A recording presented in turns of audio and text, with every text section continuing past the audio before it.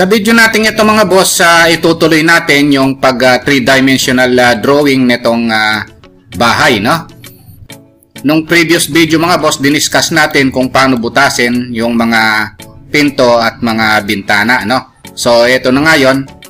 This video mga boss, pag-uusapan naman natin yung paggawa ng mga bintana, no? Kaya lang mga boss, kung bago pa lang pala kayo, no, sa maliit pa lang nating channel, huwag nyo po sanang kalimutang pindutin muna pala, no, yung subscribe, no?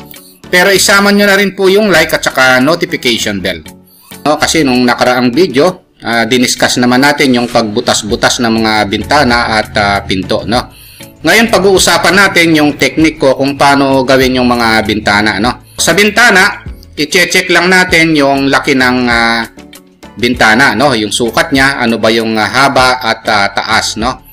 So, mache-check yan using quick measure, no? So, itong measurement command na ito, meron siyang distance. So, click lang ito. Tapos ito, ang sukat niya is 1.5 meters, samantalang ang taas naman niya ay 1.2 meters. Yun yung una nating gagawin. So, ngayon ang gagawin natin, gagawa na tayo ng rectangle. Sa baba natin gagawin, tapos ilalagay na lang natin doon, no? Ngayon kung typical lang, pare-parehas, ikakopy na lang natin, no? Ang gagawin natin, magre-rectangle tayo. Tapos click tayo rito. Tapos dimension, na-discuss naman natin yan. 1.5 meters by 1.2 meters, no? Ito yon. Ngayon, mag-o-offset tayo, papasok, para sa hamba, 0.05 halimbawa,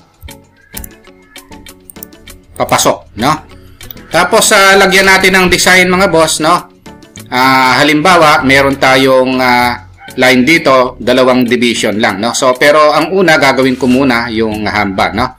So kung naalala niyo yung extrude command, i-extrude ko ito. Tatantsahin ko lang yung taas, pero ang lalagyan ko ng eksaktong sukat, ito namang nasa labas, no? Lagyan ko siya ng 0.05 halimbawa. So, ito yon, no? Ngayon, ang gagawin natin, lagyan ko lang ng ibang kulay. Tapos, kung naalala nyo yung subtract command, i-apply natin dito, no? SU, yan yung shortcut command ng subtract. Siselect ito. Tapos, enter. Isiselect yung pang subtract. So, nabutas na, no? So, ngayon ang gagawin natin, gagawa tayo ng line para sa division niya, no? So, para kahit paano, meron siyang design. Sinimplihan ko na lang mga boss, no? Pero kung ano yung design na nakikita nyo sa pinagagawa sa inyo, yun ang gawin nyo, no? So, maglaline lang ako, midpoint to midpoint, tapos mag-o-offset lang ako, halimbawa, 0.02 kabilaan. Tapos, aalisin ko yung line sa gitna. Kung naalala nyo yung press pull command mga boss, i-apply na natin dito, no? Press pull, ito yon. Select yung area. Ayun, no? Yung kapal niya, 0.05 din. Ilagay ko na lang. Ito yon, no? Match properties ko lang para parehas yung kulay.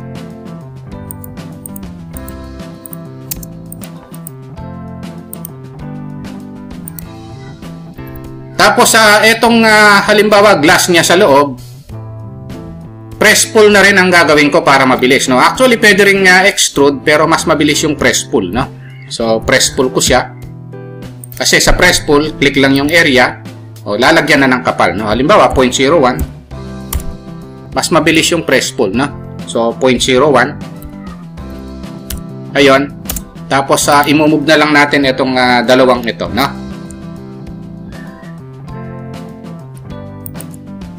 Tapos, move base point dito papunta ron, no? Para kahit paano nasa gitna siya.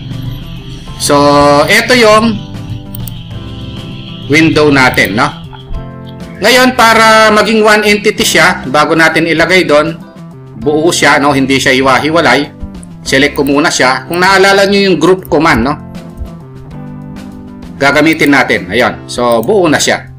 Ngayon, para mailagay siya ron, itatayo natin ngayon ito. Kung naalala nyo rin yung rotate 3D, no? So, ina-apply na natin ngayon dito yung mga commands sa 3D, no? So, rotate 3D. Ito yon. Select ito. enter. Ang gagamitin natin itong 2 point, no? Ang first point ito, tapos ang second point, naka-ortho ito. Kahit sa malayo, pwede naman. 90 degrees ang ilalagay natin, no? So, ito na siya. Ngayon, para mailagay doon, pwede na natin gamitin yung Mokoro, no? Actually, pwede ring move, tsaka copy, no? Pero, ang maganda sa Mokoro, mga boss, na-discuss naman natin ng mga previous video natin, mas mabilis gamitin ito, no? Kasi hindi mo na kailangan mag-exit palagi, no? Para mag-move, mag-rotate, mag-scale, magbago ng base, no? Napakagandang gamitin ito. O, tingnan natin kung paano natin gamitin. I-type ko lang yung Mokoro. Select lang ito. Enter. Tapos sa base point tayo rito. Halimbawa, sa midpoint nitong ano natin, no? Ng bintana natin. Hanapin natin yung midpoint. Ayun siya, no? Tapos i-move na lang natin. Kung pwede, i-ortho off natin. Na-discuss naman natin yung pag-ortho off. Ilalagay na natin ngayon dito. Ang paglalagyan natin ngayon dito sa midpoint nitong bintanang ito. Pwede nyo rin gamitin yung orbit, mga boss, no? Para matansya nyo yung location. So, ito siya, no? So, click lang ito, yung midpoint. Pagdating dito, gamitin ko na yung copy. Nakamove lang yan sa Mokoro, pero siyang copy option, no? Ilalagay ko na siya rito sa midpoint. Dito ko rin siya ilagay para pare-parehas na lang. Pwede nyong i-orbit, no? Para makita nyo yung paglalagyan. Ayun, no? Then enter. Ilagay natin dito sa midpoint, no? Ang kagandahan ng Mokoro, makikita na natin ngayon, mga boss, no? Kung napansin nyo, ito yung nasa side na ito na bintana, parehas lang, no? Ayan, no? Parehas lang ang sukat, oh. Tapos i-enter ko lang. Hindi ko na kailangang i-click ito tapos mag-e-exit ako, mag-rotate tapos mag-move na naman, no? Ang kagandahan ng Mokoro, bali ano pa rin yan, no? Active pa rin yung command, no? Pag kinlik ko siya ngayon at nag-enter ako, ito pa rin siya, oh. Hindi nabibitawan yung command, no? Kung gusto ko siyang i-rotate, ayun, no? I-ortho on ko lang. Ayun, no? Na-rotate siya. Ngayon, ang maganda dito, pwede siyang baguhin yung base point niya, no? Instead na dito yung base point niya, dun sa kabila ko siya ilagay. Ayan yung kagandahan ng Mokoro command. No, tapos imumove ko na lang, ilalagay ko siya ngayon dito. Ayun, no? Tapos i-exit ko na siya. Ayun yung paggawa ng mga bintana, mga boss, no?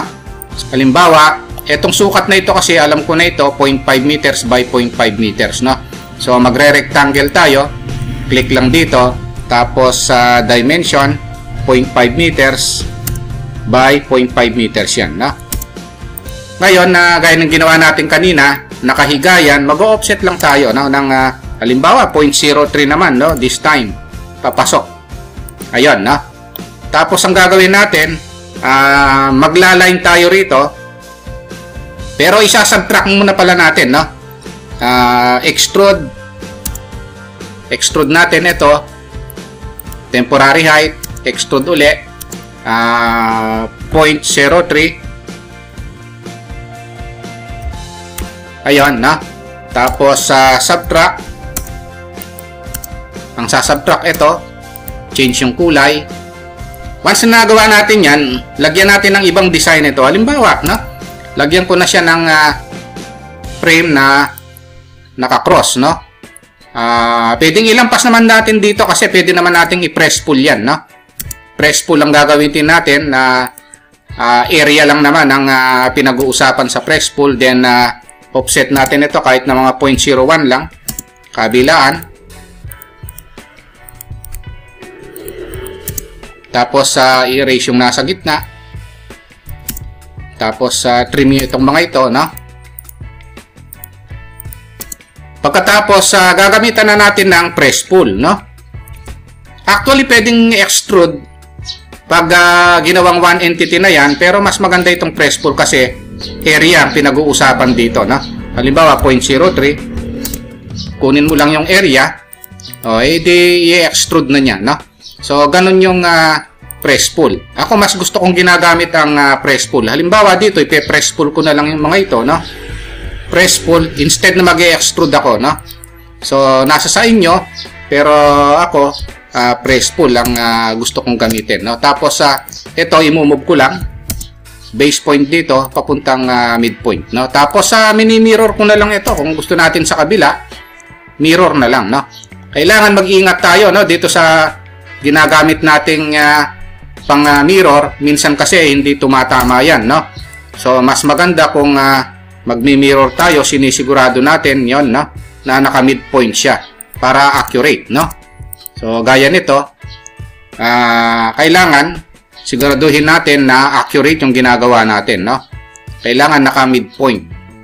Kasi pag hindi naka-midpoint yan, hindi tama, no? Tabingi yung mga mini-mirror natin o wala sa lugar, no?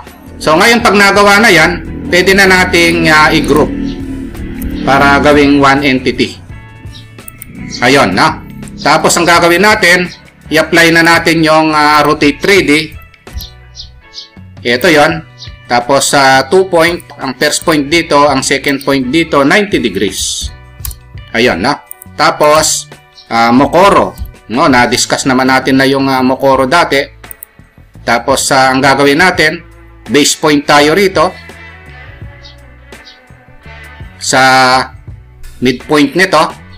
Tapos, move, no? Once na na-move yan, dito, sa midpoint, gamitin naman natin yung copy para dun sa kabila, no? Kailangan nagmi-midpoint ito, mga boss, no? Para parehas. Doon naman sa kabila, gaya ng ginawa natin kanina, ang gagawin natin, dito lang muna siya, tapos enter, gamitin naman natin yung rotate, no? Parang review lang ito nung bintana na ginawa natin kanina, no? So, kailangan, tama yung rotation, no? Click, tapos, i-rotate natin, magkamali tayo sa rotate. Click, tapos, move. Ang move niya, dito natin sa midpoint, ilagay, no? So, kailangan nating i-ortho off para siguradong tatama dun sa midpoint, no?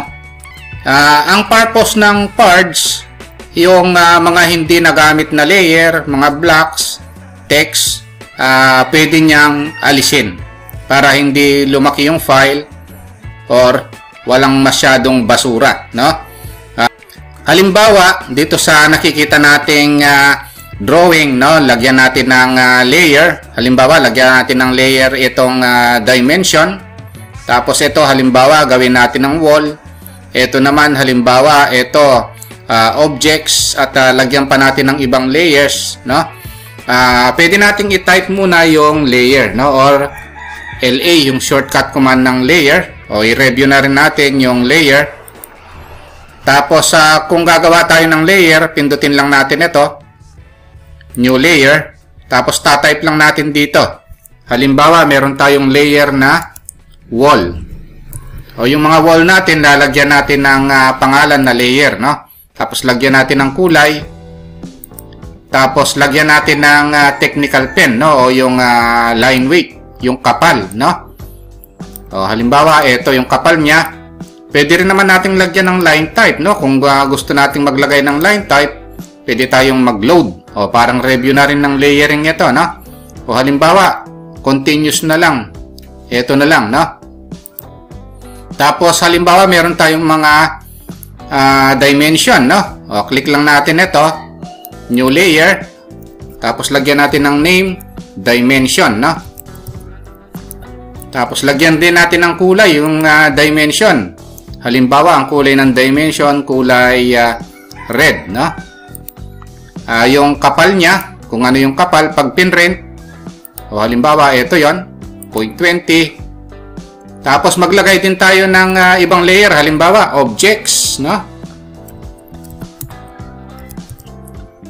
Yung color ng objects, kunwari, green. Yung kapal niya, halimbawa, 0.15 na lang. Tapos sa new uli, meron pa tayong layer, halimbawa, kunwari lang ito, roof. Ang color ng roof, halimbawa blue. Halimbawa, ang line type niya, this time, lagyan naman natin ng line type. Halimbawa, maglo-load ako. Halimbawa, dash. Tapos, click ko lang din ito. Then, okay.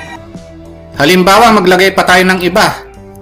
Doors and windows, no? DW na lang. Tapos, ano yung kulay niya? Halimbawa, magenta. Yung line type niya, halimbawa, continuous. Ang kapal niya, halimbawa, 0.2. Ito yung paggawa ng layering, mga boss, no? Parang review na rin ito, no? Then, pag natapos na, i-close lang natin. So, nung nag-layer tayo, etong mga ito, type natin LA, nilista pa lang natin ito. Hindi pa natin siya ina-apply, no? So, to apply layer, select object, select natin yung mga object. Halimbawa, itong dimension, yung pag-apply niyan, pag na-select na, dito yung pag-apply ng layer, no? O, halimbawa, click natin yung dimension, kailangan i-by layer natin, no? Ito yon. Ayan yung pag-apply ng layer, then escape. Ayan, no? O, halimbawa, ito, lagyan natin ng layer na wall. O, select lang muna natin, tapos hanapin natin dito yung wall.